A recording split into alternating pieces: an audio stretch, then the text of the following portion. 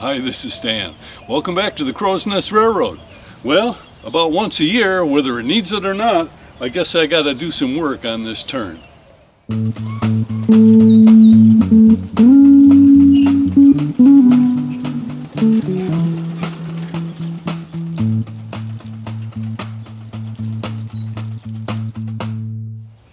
Well, it's kind of overcast today.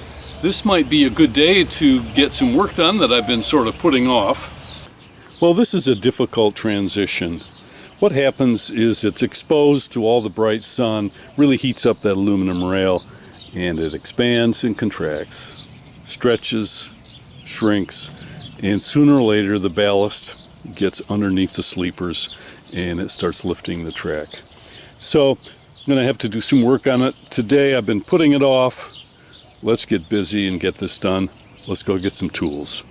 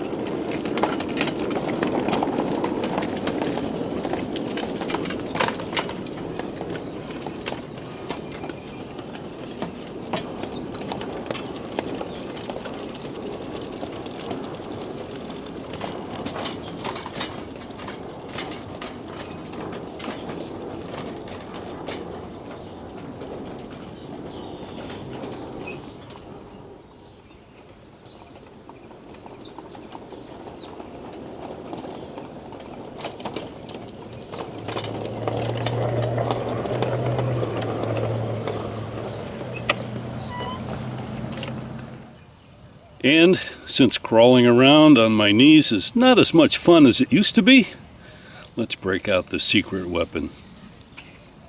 Ta-da! Nice gift from my daughter. Thank you, Liz. First thing, well, we got to pull as much of the ballast out of the way as we can.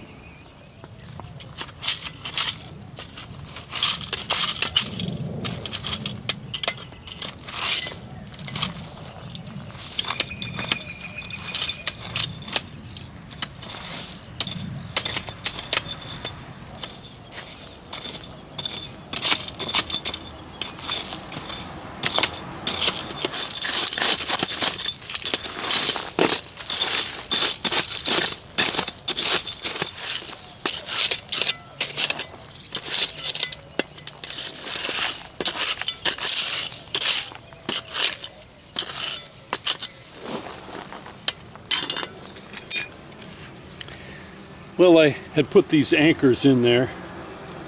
I'm not sure they did any good.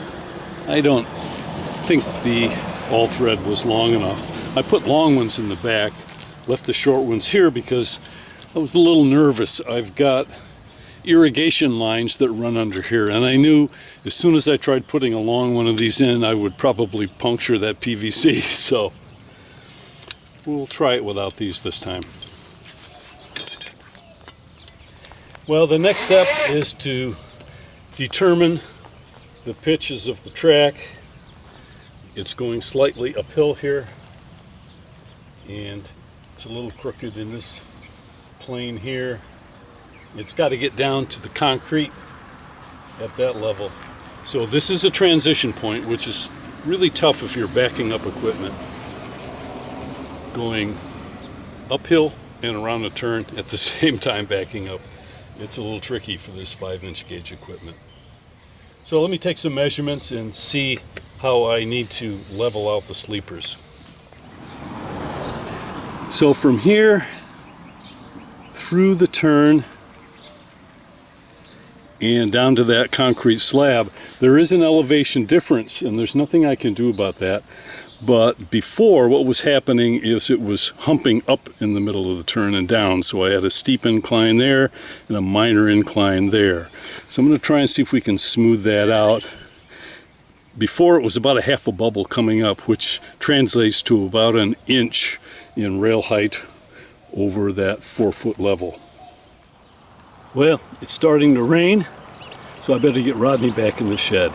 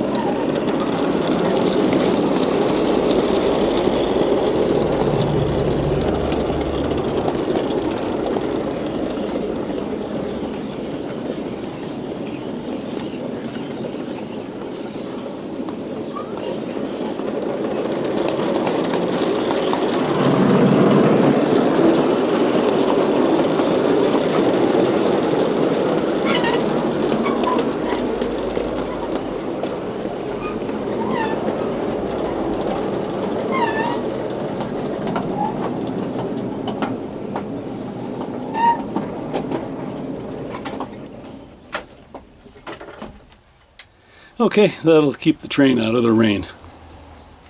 Well, you may not be able to see that bubble, but this is kind of level coming through here, and then it starts to dip down just a little bit. But in checking the bottom of the rail, it has to start down a decline, but I just don't want to dip, because that's where the wheels find their way off the rail, is when there's a dip in there.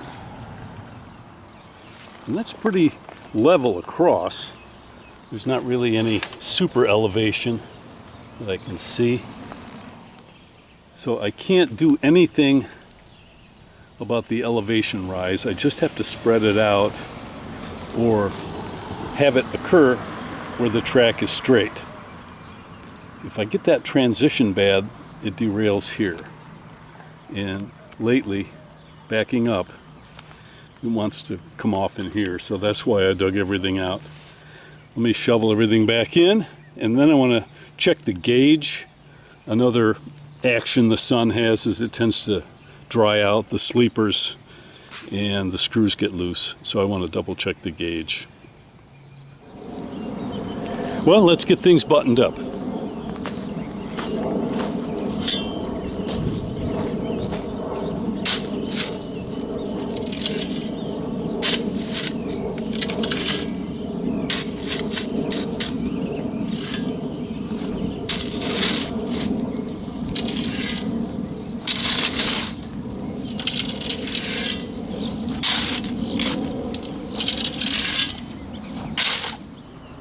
Well, I'm going to finish topping this off, and I'm going to tamp it in, wet it down if we don't get any more rain, and call it a day.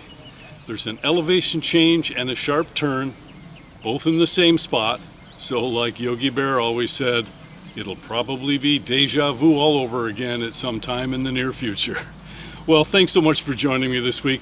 See you right here next time on the Crow's Nest Railroad.